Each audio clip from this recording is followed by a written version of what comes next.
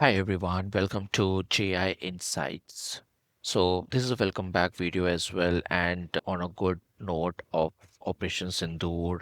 Now when we are hearing news that there are a lot of like ceasefire that is being upheld, right, between both Pakistan and India. So I think we're going to read about that. What was the immediate aftermath of ceasefire? How did it come about? What was the trigger point for Operation Sindoor? And how did India retaliate? I think it was be in a short note. It has been India's largest military response against any country post independence. And India had to retaliate to create that deterrence against our enemies because the barbaric nature of how the Pahalgam massacre took place based on identifying and profiling on religious basis.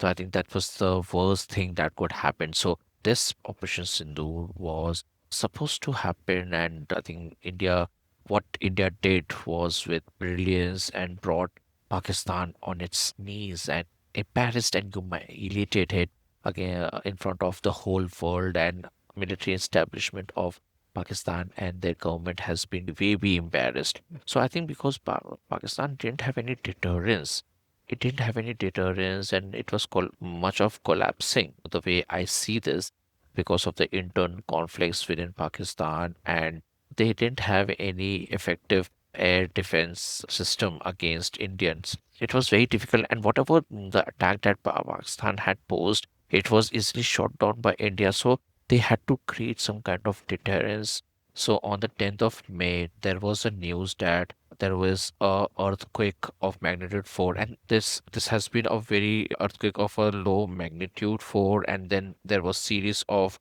earthquake magnitude of 5. And since this earthquake was happened, there was a lot of talks between the defense strategist of US that has Pakistan tested a nuclear weapon on the borders of Afghan and Pakistan. So that was one of the trigger point that I think that rang the bell. There was an post by US President Donald Trump that where he declared the India and Pakistan ceasefires on his favorite social truth, social media. And if you read between the lines, I think it's very clear that this could very well be the reason of that. And just think about it. Just think about it. There was a lot of warmongering, Indian media channels, and everyone wanted revenge, and there was a lot of warmongering in Pakistan side as well. But all of us just sudden there was something that the government told to them which we all didn't know, right? So I think this could be, if you read the line between the lines between what Donald Trump is saying, millions of good and innocent people could have died. Your legacy is greatly enhanced by your brave action. I am proud that the US was able to help you arrive at this historic and heroic decision. If you read the history of India and Pakistan war, or even if this war conflict, if you see, there were deaths of not more than 100 civilians, right? And if you see the historical, there has not been military losses greater than thousands. They are in very much in thousand numbers. India and Pakistan has fought 4 wars with each other, and this number will not shoot over thousands at least. But when Donald Trump is saying that millions of good and innocent people could have died, right? So 1 million is 110 lakhs, right? So this is something definitely that what Pakistan did, the US government knew, and it immediately. So read the news that did alarming intelligence compel US to intervene in Pakistan conflict. JD Vance contacted India Prime Minister Narendra Modi after getting alarming intelligence on Friday amid rising India-Pakistan conflicts. So I think Donald Trump, wherein we heard the news that Donald Trump's Secretary of State Mark Rubio has spoken to the military leader, right, General Asim Munir, about this to do the ceasefire. There was a call that JD Vance did, sharing about raising alarm bells, right? And Pakistan could have done it because it didn't have any deterrence. And so I think in all of it, you should know that only country which has a bright future will think about its own public, right? Rather than look at Pakistan, who is having a begging ball on its hand all the time, and they do not think about the welfare about the public. So they do not even care. Even if they die, I think they think that we were born, we will have prosperity after dying. This is what they think, right? So if so, a country like India could have should have definitely take a decision to stop immediately. I think this is one of the key decisions that India could took at the right time. If you saw everyone, if you see yesterday when Ministry of External Affairs Vikram Misri he came down and he when Pakistan the ceasefire, everyone was amazed and shocked when he says that they India calls upon Pakistan to act responsibly, right? Responsibly, and India didn't retaliate after what Pakistan did violated the ceasefire. So I think this is one of the key things that we all should know that what Pakistan could have done, right? And I think the only thing which can I think having doing wars with a nation who has a nuclear weapon is it's a difficult thing. How would when you go on the escalation ladder, right? So it's the nuclear weapons which will always save them. And Pakistan very well did underground nuclear test, if I may. I think this would be a very well reason that and ready to use nuclear weapons on India if and this is could be a very well trigger point for immediate ceasefire that and I mean there has been news that of course Pakistan has been given some IMF loans, right, of 1.1 or 2.4 billions in total, and immediately they'll be given 1 billion to as a part of IMF's loan. And India would be getting, there is a lot of speculation in international strategists that India would be getting a sweetheart deal of some because of all based on what US businesses that will be shifting from China to India. So I think there's a geopolitics involved here, but we all should be very happy that India did send out a message to Pakistan, creating a deterrence after Pahalgam attack. It really have reshaped the South Asia's security because of Pakistan also motivating Bangladesh to and the small countries like Bangladesh and Maldives, they are barking against India just at the behest of China and Pakistan. So I think it was very important to create that deterrence after retaliating. So India showed, and India has a lot of partners, USA, Russia, France, right? So I think what India did was very effective. And I think it was the right, and in my point of view, it was the right time to do a ceasefire. As you all know, the trigger point, of course, was the brutal attack that killed 26 civilians, right, on religious profiling that was done. The responsibility of the attack was taken by Jaish-e-Mohammed and Lashkar-e-Taiba operative based out at Pakistan. And of course, this was one of this massacre triggered India's retaliation, right? Because it really crossed the line, the way barbaric nature of the attack was. It really shook us as a public that we can be killed at gunpoint, right? Anytime. I think India was born to respond. One of the key things, if you read Sindoor, is actually considered very much sacred to Indian married women. Okay. And when in during the Pelgam attack, when these 26 people who were killed, they were all men, right? So it was a direct retaliation, and it symbolizes the sacrifice and resilience of the martyrs and families affected by so Operation Sindoor. I think it was very thoughtful and sent a message of why India is doing what it did. What was India's retaliation? So India's retaliation was also very much strong. So it sent shivers on the people on what it did. So India retaliated on the night of May 7th. It destroyed the terrorist infrastructures, and it was the infrastructure that was based out at both Pakistan and Pakistan occupied Kashmir.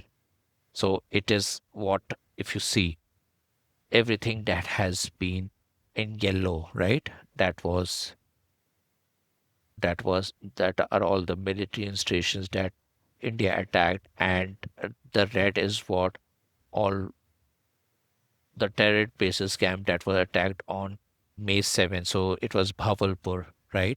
Muradiki, this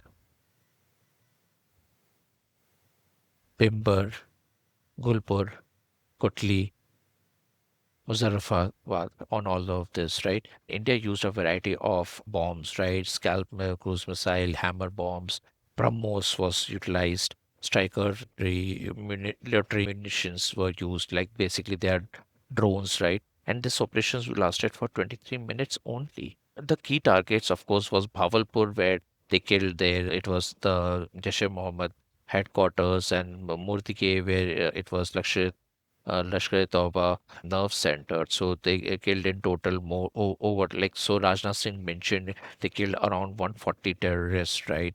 And addressing 21 terror camps, right, were destroyed, immediately destroyed in this attack. So India's response was very hard. At what did Pakistan do? Pakistan, of course, retaliated with sending artillery shells across the LOC, and then they immediately engaged into a dogfight involving 100 fighters. And Pakistan also claimed, and it's not verified, but they claimed that they hit down five Indian jets, and it's involving, well, India has strongly opposed that it didn't have any military losses. India USA partnership played a key role here. As you see, there is an agreement between India and USA that USA will be sharing USA satellite intelligence. So it actually increased the precision of Indian strike during the Operation Sindoor. So I think this was one of the key thing that brought effectiveness into the what we did as Operation Sindoor. In because I think China's role was very important during this thing. USA and China are having a trade talks, right? And as you all know, much of China, US's businesses in China will be moving out of China, and India would be the main recipient because of India's diversity and the talent skill set that we have. China doesn't like all this, right? It was also during Galwan and it was during Donald Trump again when there was an opportunity for India, and immediately the Galwan happened on the border. So China, of course, whenever there is an opportunity for India, it triggers some issues, and this time it could not create a border issue because India was very much sensitive towards India and China border.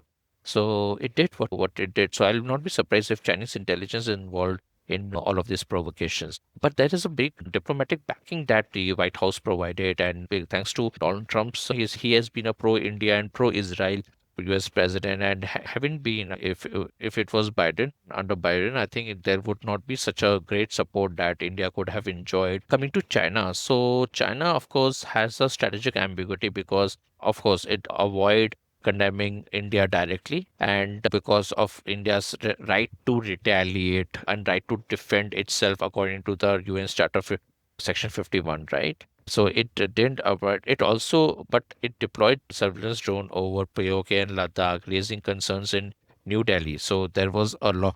These things, of course, like I mentioned to you, China did provide some logistical and surveillance support to Pakistan during Operation Sindoor over POK and helping Pakistan. The CPEC corridor in Pakistan, the Gwadar port, Pakistan Freedom Army found an opportunity because India is keeping Pakistan busy on its eastern border, so on Pakistan eastern border, right?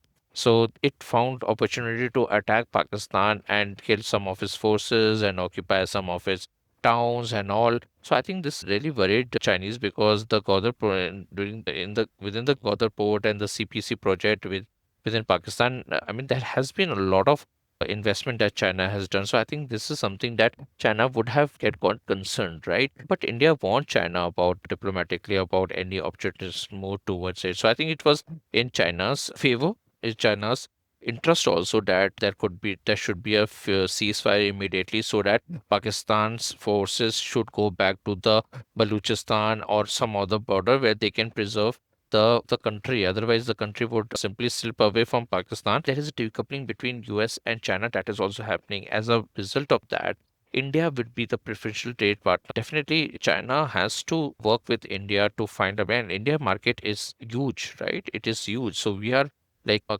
country of massive population, and China wants to keep us on its side so that we can be one of its market for its export businesses. So I think that's one of the things that China didn't engage with us militarily. And I think there was always the diplomacy had started, right, between Pakistan and India and via USA. I think it was already going on. But now when we have the ceasefire agreement, India has the condition for ceasefire is that India is not going to roll back the Indus Waters Treaty, right? That means it will remain in abeyance, in suspension mode. and there India and Pakistan, India will not have any direct talks with Pakistan. So I think this is one of the key things that EJMO level, I think the Pakistan and India will resolve this ceasefire when India attacked the army headquarters and the air bases. So I think India has spilled blood on the main backers of these terrorists, and it has definitely established deterrence in India's enemy that this is the red line and it is not to be broken.